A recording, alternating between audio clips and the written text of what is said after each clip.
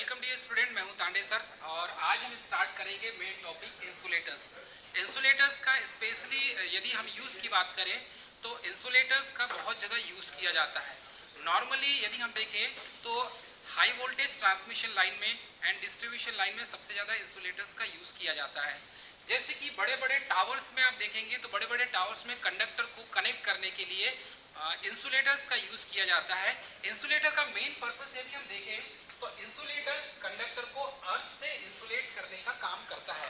तो इसमें अर्थ से इंसुलेट करने के पीछे रीजन यही है कि जब तक आप किसी एसीएसआर कंडक्टर को, जैसे कि हाई वोल्टेज ट्रांसमिशन लाइन में आप एसीएसआर कंडक्टर यूज करते हैं, तो इस कंडक्टर को यदि आपको टावर में टंगाना है या उसे बांधना है तो हमें स्पेशली इंसुलेटर्स का ही यूज करना होगा।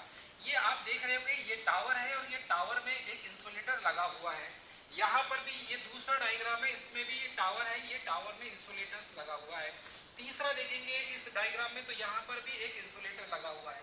तो इंसुलेटर को इंसुलेटर के ऊपर ही कंडक्टर को बांधा जाता है ताकि इसे डायरेक्ट अर्थ से ग्राउंड किया जा सके या इंसुलेट किया जा सके।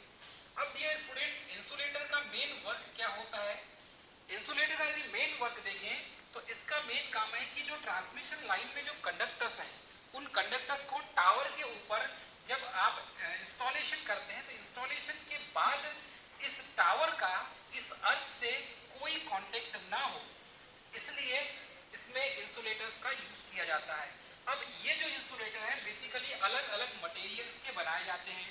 सबसे पहले यदि देखें तो मटेरियल्स में पोर्सलिन, जिसे आप चीनी मिट्टी कहते हैं, चीनी मिट्टी, तो चीनी मिट्टी का यूज करके या चीनी मिट्टी का भी हम पोर्सलिन का इंसुलेटर बनाते हैं। सेकंड में है ग्लास। ग्लास फाइबर का भी इंसुलेटर बनाया जाता है। ग्लास को आप, ग्लास के भी अलग अलग टाइप हैं, तो ग्लास फाइबर का भी हम यूज करते हैं एज ए इंसुलेटर बनाने में। थर्ड में है स्टेलाइट। ये एक अलग प्रकार का मटेरियल है और ये जैसे पीवीसी होता है, पॉलीविनाइल क्लोराइड, वैसे ही स्टेलाइट भी एक मटेरियल होता है जिसका हम इंसुलेटर बनाने में यूज करते हैं। ये रिसेंटली इनोवेट किया हुआ है स्टेलाइट। ग्लास का सबसे ज्यादा, फिर पोर्सलिन का उससे थोड़ा सा ज्यादा यूज किया जाता था पहले। ओल्ड पैटर्न में देखेंगे तो आपको पोर्सलिन का ही इंसुलेटर ज्यादा देखने मिलेगा, लेकिन वर्तमान समय में डियर स्टूडेंट ग्लास का इंसुलेटर आपको सबसे ज्यादा देखने मिलेगा। पीवीसी का जो इंसुलेटर है ये कम रेटिंग वाले जो इंसुलेटर्स होते हैं या कम रेटिंग वाले टावर्स होते हैं उसमें सबसे ज्यादा पीवीसी का यूज किया जाता है। लेकिन ओल्ड पैटर्न की बात करें तो पुराने समय में जितने भी आपको इंसुलेशन में यूज करने वाले इंसुलेटर्स मिलेंगे वो सीधे पोर्सलिन के ही बने हुए मिलेंगे। चाहे आप रिवायरेबल फ्यूज की बात करें तो जिस मटेरियल का बना होता है वो भी पोर्सलिन ही होता है। अब डियर स्टूडेंट, ये तो इंसुलेटिंग मटेरियल की बात हो गई। टाइप्स ऑफ इंसुलेटर की बात करें हम, मतलब अलग अलग टाइप के इंसुलेटर्स अलग अलग हाई वोल्टेज रेटिंग के आधार पर बनाए जाते हैं। जैसे कि 33 केवी में जिस इंसुलेटर का यूज किया जाएगा उसका नाम है पिन इंसुलेटर। तो पिन इंसुलेटर सबसे ज्यादा जो यूज किया जाता है वो 33 केवी में ही यूज किया जाता है। इट मींस 33 केवी के लिए डिजाइन किया जाता है। तो टाइप्स ऑफ इंसुलेटर में डियर स्टूडेंट सबसे पहले है पिन इंसुलेटर, और पिन इंसुलेटर का सबसे ज्यादा यूज किया जाता है हाई वोल्टेज रेटिंग के लिए और ये 33 केवी के लिए डिजाइन किया जाता है। तो ये आपको इस तरीके से देखने मिल रहा होगा, इसे कहते हैं, ये कंडक्टर है, ऊपर इसे लटकाया गया है और ये जो भाग दिख रहा है आपको ये इंसुलेटर है और इसे ही पिन इंसुलेटर कहा जाता है, पिन इंसुलेटर। और इस पिन इंसुलेटर को इस क्रॉस आर्म के ऊपर ही लगाया जाता है। तो इसका कांटेक्ट जो है ये इस पिन से यहाँ पर नट बोल्ट से कसा होता है और इसके सबसे ऊपरी सिरे पर ये ओवरहेड लाइन है, ओवरहेड लाइन, और ओवरहेड लाइन के जो ऊपर वाला पार्ट होता है, अपर पार्ट, इस अपर पार्ट में ही कंडक्टर को इस इंसुलेटर से बांधा जाता है। अब इस इंसुलेटर का जो कांटेक्ट पॉइंट है, ये कांटेक्ट पॉइंट इस पोल के स्ट्रक्चर से ही बंधा होगा, लेकिन ये नट बोल्ट से कसा होगा। नट बोल्ट से कसा होने के बाद भी इस पोल के साथ में इसका जो कांटेक्ट है वो इंसुलेशन, मतलब कि इंसुलेट होगा।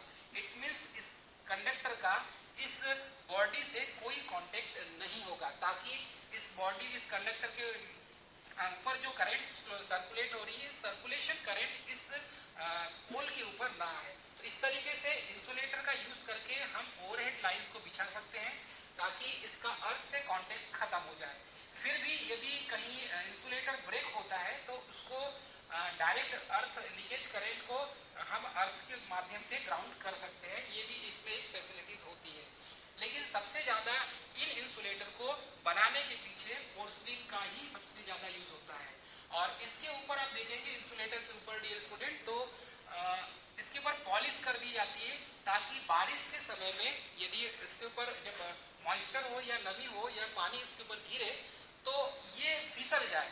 इसलिए इस तरीके से ऐसा कोन की शेप में आकृति में इसका डिजाइन बना होता है ताकि इसके ऊपर जब पानी गिरे या नमी जो भी बना रहे तो वो सीधे ग्राउंड हो जाए।